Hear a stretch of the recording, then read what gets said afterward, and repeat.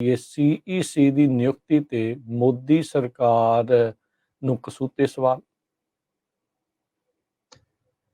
ਬਿਲਕੁਲ ਬਿਲਕੁਲ ਦੇਖੋ, ਇਹ ਇੱਕ ਬੜਾ ਇਸ ਵੇਲੇ ਕਹਿ ਲਈਏ ਕਿ ਪੱਖਵਾਂ ਬਹਿਸ ਦਾ ਵਿਸ਼ਾ ਹੈ ਉਰੇ ਇੰਡੀਆ ਦੇ ਵਿੱਚ। ਮਸਲਾ ਕੀ ਹੈ? ਮਸਲਾ ਥੋੜਾ ਜਿਹਾ ਪਿਛੋਕੜ ਚਲੇ ਜਾਣਾ ਪਵੇਗਾ ਕਿ 2018 ਦੇ ਵਿੱਚ ਇੱਕ ਐਫ ਆਈ ਆਰ ਕਹਿ ਰਿਹਾ, ਇੱਕ ਪਟੀਸ਼ਨ ਫਾਈਲ ਹੁੰਦੀ ਹੈ ਤਾਂ ਪਟੀਸ਼ਨ ਦੇ ਵਿੱਚ ਮਤਲਬ ਕਿ ਇਹਨਾਂ ਚੀਜ਼ਾਂ ਦਾ ਜੋ ਆਪਾਂ ਸੀਐਸ ਕਿਹਨੂੰ ਕਹਿ ਰਹੇ, ਸੀਏਸੀ ਇਹ ਕਹਿ ਰਹੇ ਆ, ਚੀਫ ਇਲੈਕਸ਼ਨ ਕਮਿਸ਼ਨਰ ਜਿਹੜਾ ਉਹ ਹੁੰਦਾ ਹੈ ਉਹਨੂੰ ਕਹਿ ਦਿੰਦੇ ਆ। ਤਾਂ ਇਲੈਕਸ਼ਨ ਕਮਿਸ਼ਨਰ ਇੱਥੇ ਹੁੰਦੇ ਆ, ਫਿਰ ਇਸ ਤੋਂ ਇਲਾਵਾ ਚੀਫ ਇਲੈਕਸ਼ਨ ਕਮਿਸ਼ਨਰ।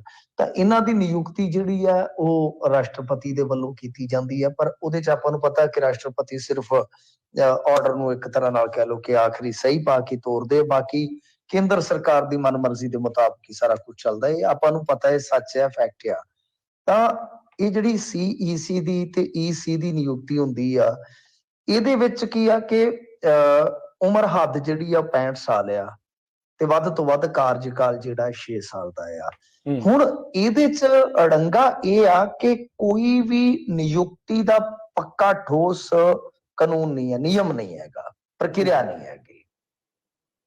ਤਾਂ ਇੱਥੇ ਚੱਕਰ ਇਹ ਚੱਲਿਆ ਕਿ ਬਹਿਸ ਜਦੋਂ ਚੱਲ ਰਹੀ ਸੀਗੀ, ਮਤਲਬ ਕਿ ਤੁਸੀਂ ਦੇਖੋ ਨਾ ਕਿ ਬਹਿਸ ਦੇ ਦੌਰਾਨ ਹੀ ਕੀ ਹੋਇਆ ਕਿ ਅਜੇ ਚੱਲ ਰਹੀ ਸੀ ਇਹਦੇ ਤੇ ਸੁਣਵਾਈ, ਤੇ ਇਹਨਾਂ ਨੇ ਚੱਕ ਕੇ ਤੇ ਸੀਈਸੀ ਜਿਹੜੇ ਆਪਣੇ ਪੰਜਾਬ ਕੈਡਰ ਦੇ ਹੀ ਆ, ਗੋਇਲ ਸਾਹਿਬ, ਇਹਨਾਂ ਨੂੰ ਲਾ ਦਿੱਤਾ।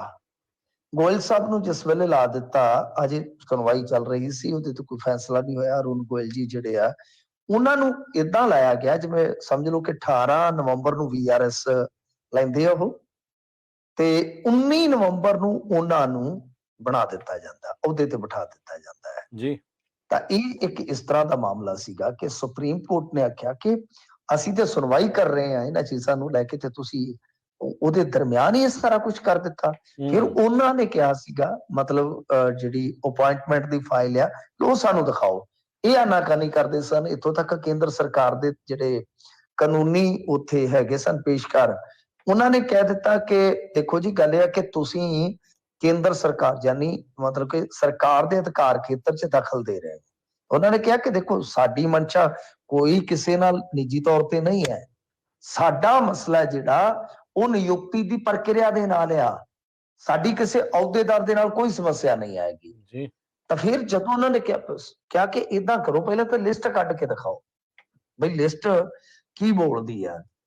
ਜਦੋਂ ਲਿਸਟ ਕੱਢ ਕੇ ਦਿਖਾਈ ਤਾਂ ਇੱਥੇ ਇਹ ਹਾਲ ਰਿਹਾ ਰਾਜਕਰਨਵੀਰ ਸਿੰਘ ਜੀ, ਕਾਫੀ ਇੰਟਰਸਟਿੰਗ ਮਾਮਲਾ ਹੈ ਕਿ ਜਿਹੜਾ UPI ਦਾ ਕਾਰਜਕਾਲ ਸੀ, UPI ਦਾ, ਉਹਦੇ ਵਿੱਚ ਵੀ ਤੇ ਨਰਿੰਦਰ ਮੋਦੀ ਵਾਲਾ ਜਿਹੜਾ ਕਾਰਜਕਾਲ ਸੀ, ਇਹਨਾਂ ਦੋਨਾਂ ਦੇ ਵਿੱਚ ਹੀ ਬਹੁਤ ਜ਼ਿਆਦਾ ਜਿਹੜੇ ਇਹ ਨਿਯੁਕਤੀ ਵਾਲਾ ਕੰਮ ਕੀਤੇ ਗਏ।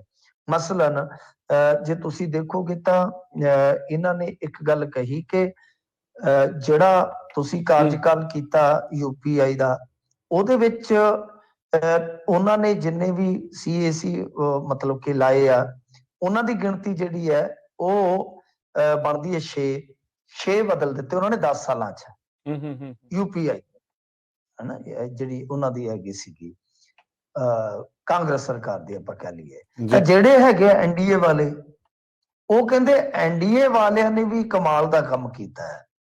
ਤਾਂ ਜੇ ਉਹਨਾਂ ਨੇ ਕੰਮ ਕਮਾਲ ਦਾ ਕੀਤਾ ਤੇ NDA ਵਾਲਿਆਂ ਨੇ ਹੁਣ 8 ਸਾਲਾਂ ਦੇ ਵਿੱਚ ਹੀ 8 CAC ਬਦਲ ਦਿੱਤੇ ਆ।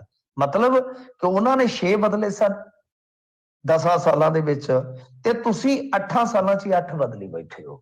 ਸੂਚੀ ਦੇ ਵਿੱਚ ਇਹ ਵੀ ਆ ਗਿਆ। ਫਿਰ ਉਹਨਾਂ ਨੇ ਕਿਹਾ, ਸੁਪਰੀਮ ਕੋਰਟ ਨੇ ਕਿਹਾ ਕਿ ਆਰਟੀਕਲ 324 ਹੈ ਜਿਹੜਾ, ਉਹ ਇਹ ਤਾਂ ਜ਼ਿਕਰ ਕਰਦਾ ਆ, ਉਹਦੇ ਤਹਿਤ ਤੁਸੀਂ ਨਿਯਮ ਬਣਾਉਣੇ ਸੀਗੇ, ਪਰ ਉਹ ਤਾਂ ਇਹ ਗੱਲ ਕਹਿੰਦਾ ਕਿ 6 ਸਾਲ ਤੱਕ ਵੱਧ ਤੋਂ ਵੱਧ ਕਾਰਜਕਾਲ ਹੋ ਸਕਦਾ ਹੈ ਤੇ ਮਤਲਬ ਕਿ 64 ਸਾਲ ਤੋਂ ਉੱਤੇ ਉਮਰ ਨਹੀਂ ਹੋਣੀ ਚਾਹੀਦੀ। ਤੇ ਤੁਸੀਂ ਕੀ ਵੇਖਦੇ ਹੋ? ਤੁਸੀਂ ਦੇਖਦੇ ਹੋ ਕਿ ਆਹ ਬੰਦਾ ਜਿਹੜਾ ਇਹ ਫਿੱਟ ਪੈਂਦਾ, ਉਸ ਬੰਦੇ ਨੂੰ ਲਾ ਦਿੰਦੇ ਹੋ ਕਿ ਇਹਦੇ ਇੰਨੇ ਕੁ ਸਮੇਂ ਦੀ ਬਚਦੀ ਆ, ਇਹਦੀ ਉਮਰ ਹੋ ਜਾਏਗੀ, ਉਹਨੂੰ ਤੁਸੀਂ ਲਾ ਕੇ ਤੇ ਆਪਣੇ ਹਿਸਾਬ ਕਿਤਾਬ ਨਾਲ ਚਲਾਉਨੇ ਹੋ, ਉਸ ਬੰਦੇ ਤੇ ਦਬਾਅ ਰਹਿੰਦਾ। ਤਾਂ ਇਸ ਤਰ੍ਹਾਂ ਮਤਲਬ ਕਿ ਇਹ ਬੜੀ ਜ਼ਿਆਦਾ ਕਹਿ ਲਓ ਕਿ ਦਿਲਚਸਪ ਹੋ ਗਈ ਸੁਣਵਾਈ।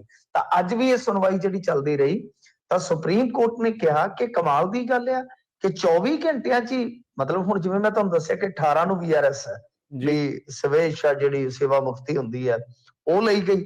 19 ਨੂੰ ਮਤਲਬ ਉਹਨਾਂ ਦੀ ਨਿਯੁਕਤੀ ਹੋ ਗਈ। ਉਹ ਕਹਿੰਦੇ ਕਿ 19 ਨੂੰ ਨਿਯੁਕਤੀ, ਇੰਨੀ ਬਿਜਲੀ ਦੀ ਰਫ਼ਤਾਰ ਦੇ ਨਾਲ ਫਾਈਲ ਤੁਰੀ ਆ, ਇਹ ਤੇ ਸਹੀ ਇੰਡੀਆ ਗੱਲ। ਦੇ ਵਿੱਚ ਵਰਲਡ ਰਿਕਾਰਡ ਬਣ ਜਾਏਗਾ ਵੈਸੇ, ਹੂੰ ਕਿ ਭਾਈ ਫਾਈਲਾਂ ਨੂੰ ਤੇ ਇੱਥੇ ਦੱਸਦੇ ਕਿ ਨੋਟਾਂ ਦੇ ਟਾਇਰ ਲਾਉਣੇ ਪੈਂਦੇ ਆ, ਹੂੰ ਇਹ ਤੇ ਫਾਈਲ ਉੱਡ ਗਈ, ਇਹਨੂੰ ਤਾਂ ਖੰਭ ਲੱਗ ਗਏ। ਹੂੰ ਤਾਂ ਇਸ ਕਰਕੇ ਅੱਜ ਕਾਫੀ ਇਹ ਗਰਮਾ ਗਰਮ ਕਹਿ ਲੋ ਕਿ ਬਹਿਸ ਹੋਈ, ਇਹਨਾਂ ਨੂੰ ਸਵਾਲ ਕੀਤੇ ਗਏ ਕਿ ਐਸਾ ਕੀ ਵੇਖਿਆ ਗਿਆ, ਮਤਲਬ ਇੰਨੇ ਘੱਟ ਸਮੇਂ ਦੇ ਵਿੱਚ ਤੁਸੀਂ ਦੱਸੋ ਕਿ ਕੀ ਕੁਝ ਵੇਖਿਆ ਗਿਆ ਹੋਵੇਗਾ।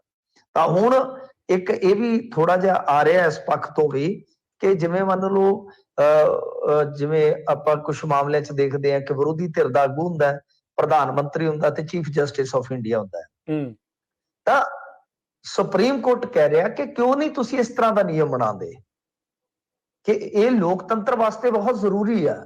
ਹੁਣ ਮਤਲਬ ਦੇਖੋ ਕੁਝ ਗੱਲਾਂ ਸੁਪਰੀਮ ਕੋਰਟ ਸਿੱਧੀਆਂ ਨਹੀਂ ਕਹਿ ਸਕਦਾ, ਪਰ ਅਸਿੱਧੇ ਢੰਗ 'ਚੋਂ ਕੀ ਕਹਿ ਰਹੇ ਆ ਸਭ ਨੂੰ ਪਤਾ ਹੈ ਕਿ ਭਾਈ ਤੁਸੀਂ ਬੰਦੇ ਆਪਣੀ ਮਨਮਰਜ਼ੀ ਦੇ ਬਿਠਾਉਨੇ ਹੋ, ਤੁਸੀਂ ਬੰਦੇ ਜਿਹੜੇ ਆ ਉਹ ਐਸੇ ਬਿਠਾਉਨੇ ਜਿਨ੍ਹਾਂ ਨੇ ਸਾਲ, 1.5 ਸਾਲ, 2 ਸਾਲ ਕੰਮ ਕਰਨਾ ਹੁੰਦਾ, ਉਸ ਤੋਂ ਬਾਅਦ ਨਵਾਂ ਲੈ ਆਂਦਾ, ਉਸ ਹਿਸਾਬ ਨਾਲ ਚਲਾਈ ਜਾਂਦੇ ਹੋ।